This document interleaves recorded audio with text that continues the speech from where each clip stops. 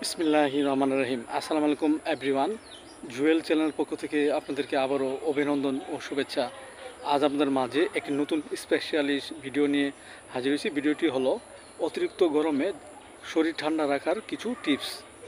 দেখেন এভরিওয়ান, বর্তমান সময়ে আমাদের বায়ুমণ্ডল অত্যধিক পরিমাণে গরমে তাপ বেড়ে গেছে, যার ফলে আমাদের মানবদেহ অত্যধিক পরিমাণে গরম অনুভূতি হয়। সো এভরিওয়ান, আমরা শরীর কিভাবে ঠান্ডা রাখতে পারি সেই সম্পর্কে আপনাদের মাঝে কিছু টিপস দিব।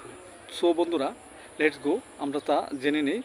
সর্বপ্রথম আমরা যে কাজটি করব সেটা হলো আমরা এমন একটি সুতি জাতীয় কাপড় পরব যেটাতে বাতাস ভিতরে যেতে পারে এবং প্রবেশ করতে পারে, তার ফলে আমাদের অনেক ঠান্ডা আরাম বোধ হতে পারে।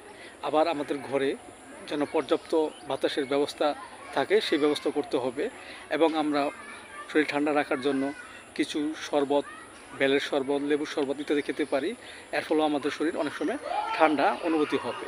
এবং বাসায় যদি আমরা থাকি তাহলে আমরা সব সময় দেখা যাচ্ছে যে ঠান্ডা জাতীয় পানীয় পান করব, পাশাপাশি আমরা শসা ইত্যাদি খেতে পারি। এর ফলে আমাদের শরীর অনেক অংশে ঠান্ডা অনুভূতি হবে।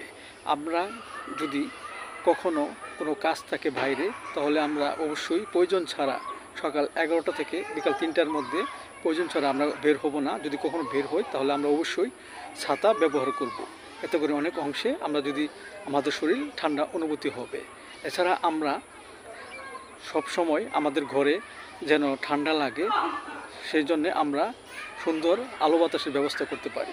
এবং এতে করে আমাদের মাঝে যে ঠান্ডা সেটা আস্তে আস্তে অনুভূতি হবে এবং আমাদের অনেক অংশে ভালো লাগবে। সো এভরিওয়ান, ভিডিওটি ভালো লাগলে অবশ্যই আপনারা শেয়ার করবেন এবং অবশ্যই সাবস্ক্রাইব করবেন। সবাই ভালো থাকেন, সুস্থ থাকেন।